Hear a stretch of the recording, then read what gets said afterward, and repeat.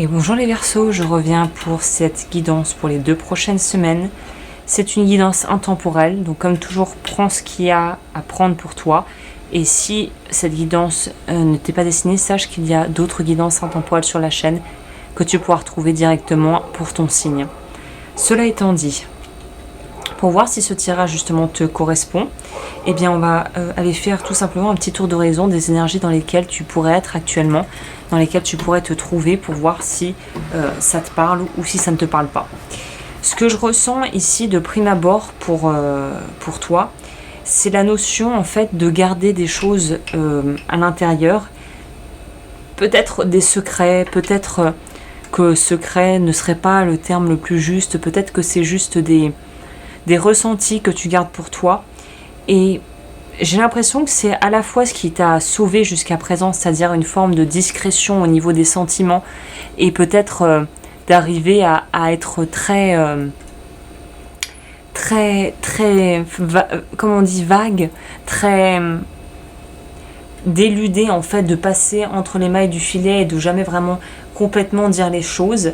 Peut-être qu'à une étape, ça a pu t'apporter ce qu'il te fallait pour te protéger, soit d'un entourage trop envahissant, soit d'un environnement professionnel qui pourrait avoir été un peu pas menaçant, mais qui aurait peut-être qui t'aurait poussé à devoir te positionner d'une certaine manière pour pouvoir être bien vu des collègues ou des choses comme ça. Ce que je ressens en tout cas, c'est qu'il y a un besoin de plus de transparence, et c'est pas... Là, je ne suis pas en train de dire que tu as été malhonnête ou que tu as dissimulé des choses, même si dans mon fort intérieur, je pense que pour une raison vraiment, ou des raisons qui te sont propres en fonction de ton parcours, tu as occulté des choses, tu as dissimulé certaines informations. Je pense que si c'est le cas, c'était pour te protéger de quelqu'un ou de quelque chose. Et là, on te dit, en fait, tu es en train de te retrouver pris dans ton propre piège, si tu te retrouves là-dedans, bien sûr, à devoir, en fait, protéger, occulter ou éluder des choses. On commence, en fait, à passer à côté d'opportunités, de relations, de peut-être même relations ou opportunités professionnelles, parce qu'on a tellement pris le pli de fonctionner d'une certaine manière qu'on est presque devenu prisonnier de ça. Je sais pas, pour donner un exemple, ce qui me viendra à l'esprit, c'est un peu ces grandes, encore une fois, stars hollywoodiennes. Certaines prennent le parti d'être pleinement elles-mêmes et de montrer toutes les facettes d'elles, c'est-à-dire de partager leur vie, parfois même leur intimité, leurs choix et leurs convictions politiques, leur confession, s'ils ont une religion, vraiment ils y vont à fond. Ils parlent de Dieu dans les interviews, ils parlent des candidats pour lesquels ils vont voter, et d'autres, à contrario, ne vont absolument ne vont partager que des choses en lien avec les promos des films, avec les interviews qu'ils font pour généralement promouvoir quelque chose. Et en fait, ils sont très lisses, et c'est souvent dans ces cas-là un choix stratégique pour ne pas faire de vagues, pour rester bien finalement dans le système et pour pouvoir garder que les portes restent ouvertes. Et ça peut être bien pour la carrière, mais peut-être pas si bien que ça dans d'autres aspects.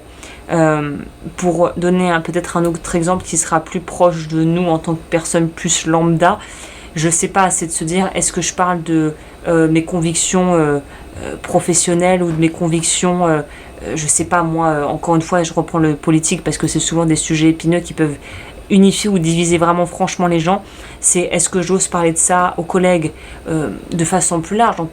Ça a trait aussi un peu aux politiques. C'est, est-ce que par exemple il y a un pot au travail, est-ce que j'ose rapporter et amener avec moi mon compagnon et dire je suis homosexuel, et finalement en faisant ça on acte quelque chose de très concret qui est je dévoile une partie de ma vie qui n'est pas quelque chose dont j'ai honte, mais qui, si je le développe et je le fais en fait entrer ma vie professionnelle, quel genre de conséquences ça peut avoir, et qu'est-ce que ça va créer, ou qu'est-ce que ça va peut-être décréer en faisant un choix un petit peu affirmé. Il y a quelque chose de cet ordre ici.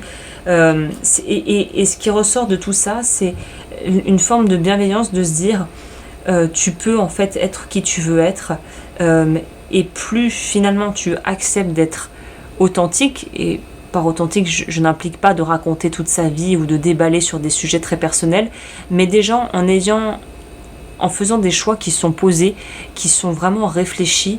L'authenticité découle de tout ça, et c'est en étant authentique que finalement on peut arriver à poser les choses de façon simple et de façon claire. Donc là on te dit, sois raccord. Voilà, je pense que la meilleure façon que je puisse dire pour illustrer ce que je veux raconter, c'est sois raccord avec ce que tu dis, ce que tu fais. Sois raccord avec toi-même. Et à partir de là, tout devrait finalement aller de façon relativement fluide, être relativement fluide. On va voir au niveau relationnel ce qui se passe. Alors c'est intéressant parce que c'est une énergie que je sens depuis le départ, mais c'est vrai que j'ai un peu digressé et je ne suis pas allée au bout de ma pensée par rapport à ça, et surtout du message que je voulais transmettre. C'est cette notion de rencontre fortuite, et j'ai l'impression qu'il y a plus attrait à la vie sentimentale. Pour certains, ça pourrait être simplement une rencontre professionnelle ou quelqu'un qui est plutôt dans une sphère de ta vie un peu extérieure, un peu pas vraiment proche. Mais on sent quelqu'un avec qui ça peut vraiment potentiellement, comme on dit maintenant, matcher, et avec qui ça peut vraiment bien fonctionner, où vraiment l'entente et le mot que je cherche, c'est la complicité, mais plus loin que ça, le feeling. J'aurais bien voulu trouver un mot français au lieu d'utiliser toujours des anglicismes, mais là je vois pas une espèce de complicité, ouais, peut-être c'est le terme qui se rapprocherait le plus de ce que je veux décrire. Il y a une vraie complicité qui se crée avec une personne, et cette personne en fait te permet de raviver ton feu intérieur, ton enfant intérieur, cette facette de toi en fait qui est dénuée de jugement, qui est vraiment dans la transparence, dans être soi-même. Elle peut ressortir, c'est comme si une part de ta sensibilité que tu as peut-être que tu as peut-être occultée. C'est d'ailleurs de ça ce qui doit sans doute s'agir aussi en partie, cette notion de cacher des choses, de ne pas vouloir parler par peur d'être mal reçu, mal compris ou pas entendu. Ça s'évapore et ça en fait se libère à travers les relations plus personnelles que tu vas pouvoir entretenir ou développer et former durant les semaines à venir. On va voir au niveau professionnel, qu'est-ce qui se passe. Au niveau pro, j'ai l'impression que tu trouves pas ta place. Ouais, voilà. On ne trouve pas sa place au niveau pro, il y a un truc qui fonctionne pas.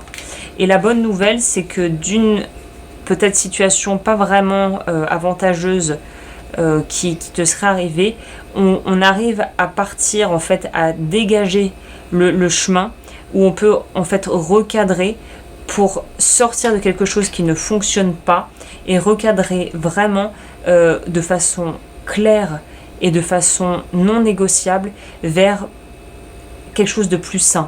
Pas forcément de plus facile, mais de plus sain. Donc là, j'ai l'impression qu'il y a une forme de peut-être de compétition, peut-être d'animosité. En tout cas, on sent que le pôle de stress, le dossier sensible pour toi durant les prochaines semaines, c'est l'aspect plus gestion des finances et professionnel à proprement parler si tu as actuellement un emploi. C'est cette notion de peut-être tension qui sont présentes dans la sphère pro, qui ne sont peut-être pas directement liées à toi, mais qui d'une certaine manière qui t'impactent.